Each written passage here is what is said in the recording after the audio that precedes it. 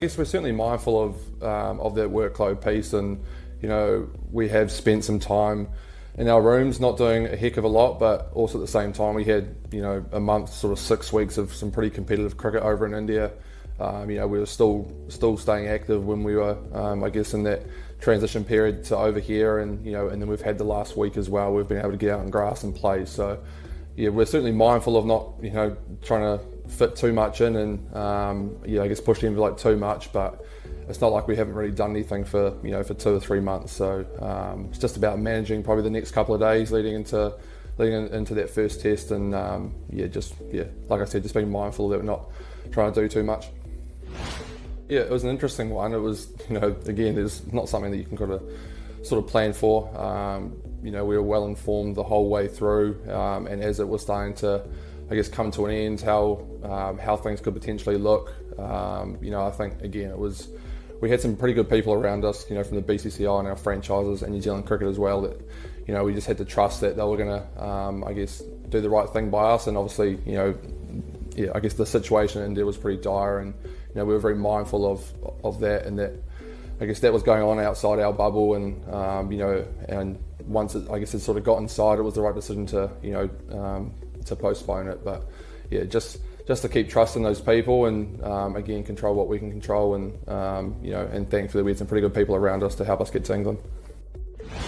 I'm certainly focused on this test coming up. It's pretty special to be a part of a Lord's test, and part of an England tour, and then obviously the final as well. So yeah, for me, it's I think mine on these next 2 or 3 weeks, and then whatever happens, post that, it does.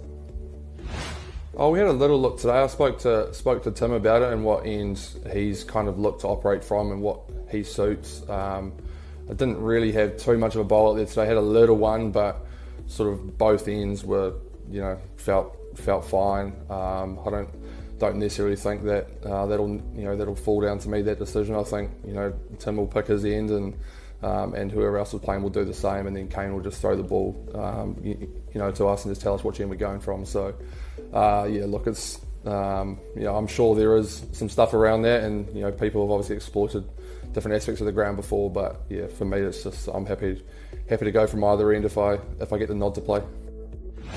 I don't think it's something we've focused on a huge amount. I think for us, our focus is on each test that we play. We can't, control what our fixture list looks like, how much we play away, how much we play at home. It's just about what's our next game and how we're going to tackle that, and and how can we learn from that? How can we move forward? I mean, for me personally, it's not something I read in a huge amount into around that home and away record. But yeah, like I said, I think the group's philosophy is a lot around trying to just focus on each game, and and control what we can control, I guess, in a sense, in that in that regard. For me, no, not really at all. I think again, like I said, if you look too far ahead, you can kind of get caught in the bounce a little bit. For me, it's my first trip to England, my first time playing cricket in England, first time at Lord's. I think if I get too distracted by something in 2 or 3 weeks' time, I'll probably end up in not a great shape in terms of trying to take care of this game. So look, I'm just trying to be as mindful and as present as I can around this test, and and really enjoy it. Who knows if this will ever happen again for me. So look, I'm certainly just trying to focus on this test, and then obviously Edgbaston, and then that final will that'll arrive in a couple of weeks' time. It's not gonna go away or come any closer. So just looking to take care of this one first.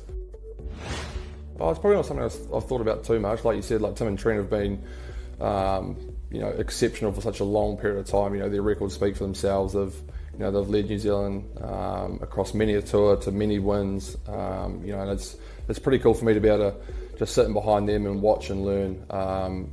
Like I said, last time, that taking the new ball is something that I would like to do, and it's something that I do all the time in domestic cricket. But in saying that, look, if my role isn't that, then I'm just happy to be on the park, and if that's taking the new ball with Tim, great. Like, I want to do that.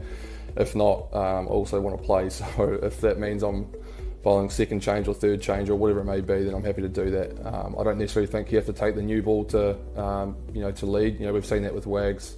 He hasn't necessarily taken the new ball a heck of a lot, but he's also a leader within this group, and his record stands beside those two as well. So yeah, look, whatever role that comes up for me, I'm just looking to just try and grab it with both hands and yeah, and just